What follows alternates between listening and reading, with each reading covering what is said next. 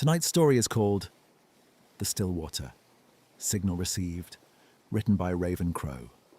Turn the lights off, get comfortable, and enjoy the tape. The Atlantic had gone still some time after midnight. Not calm, still. The distinction mattered. Calm water still moved. It rolled and breathed beneath a vessel. It whispered against steel and carried the familiar rhythm every sailor eventually learned to ignore. This was different. The ocean surrounding the recovery vessel. Meridian looked frozen beneath the moonlight. No waves struck the hull. No spray touched the windows. No wind tugged at the cables overhead. The Atlantic stretched black in every direction like polished glass. Rowan Ward noticed it during his second trip to the bridge. Captain James Holt stood near the forward windows, staring into the darkness with his hands folded behind his back. The captain had spent nearly 30 years at sea. If the stillness bothered him, he didn't show it. "Never seen it this quiet," Rowan said. Holt grunted. "Ocean doesn't like being predictable." That was all he offered. The captain had a habit of ending conversations before they became conversations. Rowan lingered for a moment, staring at the water. Something about it felt wrong. Not dangerous, wrong, as though the Atlantic had forgotten how to move. Eventually he returned below deck. The Meridian wasn't a large vessel, just over 100 feet long, built for recovery operations and artifact transport. Large enough to carry a small crew, small enough that everyone knew everyone else's habits. Sarah Vega lived surrounded by charts. Tom Wilkes lived in the engine room. Benjamin Okoye seemed to exist everywhere at once. Liam Donovan was young enough to still find excitement in routine work. Miles Carver spent most of his free time studying recovered artifacts. And Captain Holt belonged to the bridge. The ship worked because everyone knew their place. At least it had until now. The radio room sat near the center of the vessel. Small, crowded, filled with aging communications equipment. Rowan preferred it that way. Machines made sense. People didn't. He settled into his chair and began another systems check.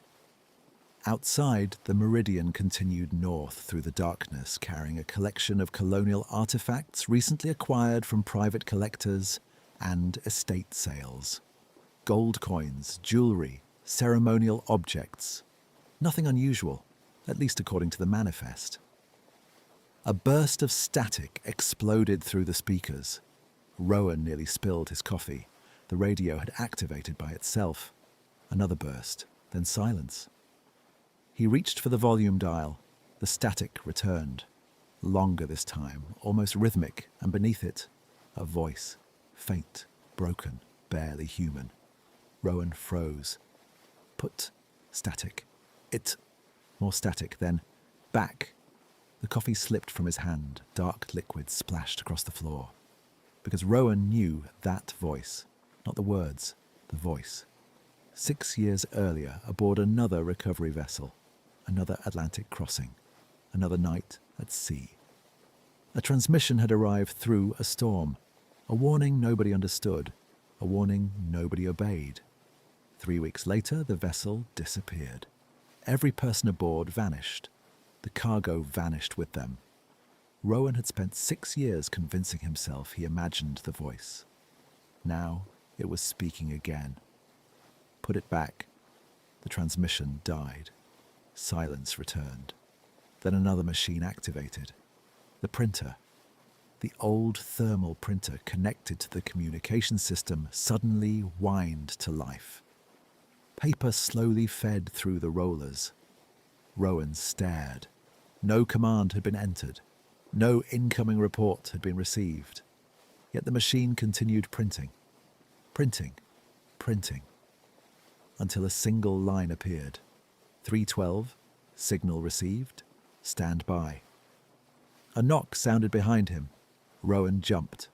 Sarah Vega stood in the doorway holding a stack of charts. Everything all right? He quickly folded the slip of paper. Yeah. You don't sound convincing. I'm fine. Sarah narrowed her eyes, then stepped into the room. Good, because I've got a problem. She spread several navigation charts across a nearby desk. Rowan immediately noticed the frustration on her face. What's wrong? Sarah pointed to a set of coordinates. The ship moved 23 miles. So?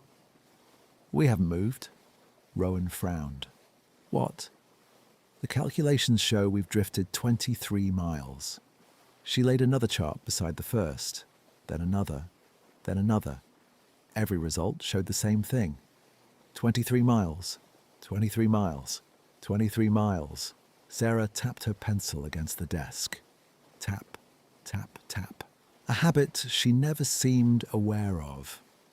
The numbers are correct, she said quietly. Then the charts are wrong. I thought that too. She slid a fourth chart toward him. The numbers are still correct. For the first time since entering the room, Sarah looked genuinely uneasy. The feeling spread to Rowan. Outside the porthole window, the ocean remained perfectly still. Endlessly black, endlessly silent. I'll run the calculations again, she said. Halfway through the doorway, she stopped. Did you hear that? Rowan's stomach tightened. Hear what? The static. The radio sat silent. No transmission, no noise, nothing. Sarah stared at it for several seconds, then left. Rowan unfolded the printer slip again. 3:12. Signal received. Stand by. The words felt less like a message, more like a warning. The next morning, Sarah didn't appear for breakfast. Nobody thought much of it, not at first. The Meridian operated on rotating schedules. People came and went constantly. Someone was always asleep. Someone was always working. Someone was always below deck. By noon, Rowan started looking for her. The navigation room was empty, not abandoned, empty. The charts were gone. Her coffee mug was gone. The jacket she always hung beside the door was gone. The room looked untouched, unused, as though nobody had ever worked there. A cold sensation crept into Rowan's stomach. He searched the ship. Nothing. No Sarah, no belongings, no record she had ever existed. At dinner, he finally asked, "Has anyone seen Sarah?" The table fell silent. Tom lowered his fork. "Seen who?" "Sarah," Benjamin frowned. "What Sarah?" Rowan laughed nervously. "Sarah Vega." Nobody spoke. Captain Holt looked up from his coffee. "We don't have a navigator." The room suddenly felt smaller. "What are you talking about?" "The navigation system is automated." Tom nodded. "Has been for years." "No." Rowan stared around the table. "Sarah's been aboard this ship since Boston." Liam exchanged an uneasy glance with Benjamin. The deck supervisor sighed. "Rowan, I think you dreamed that." The printer activated shortly after midnight. The sound echoed through the communications room. Paper slowly emerged. Rowan tore it free before it finished curling. 3:12. Manifest adjusted. His blood ran cold. He immediately ran for the crew manifest. 6 names. Not 7. Sarah Vega was gone. The ocean remained motionless. Not a single wave touched the hull.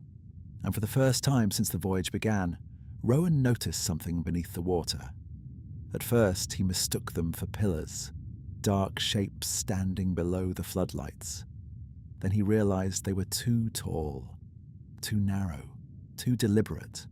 3 pale figures stood upon the ocean floor, watching the ship, watching him. They never moved, they never approached, they simply stood there, silent, patient, waiting. Over the next 2 days, the atmosphere aboard the Meridian changed. Nobody could explain why. Meals became quieter, conversations ended sooner. The ship felt wrong, as if something important had been removed. Yet nobody could identify what. Nobody except Rowan. And maybe Liam. Late one night, a knock sounded against Rowan's cabin door. Liam Donovan stood outside. The young deckhand looked pale, more frightened than Rowan had ever seen him. Without speaking, Liam stepped inside and placed a photograph on the desk. A recent Crowe photo.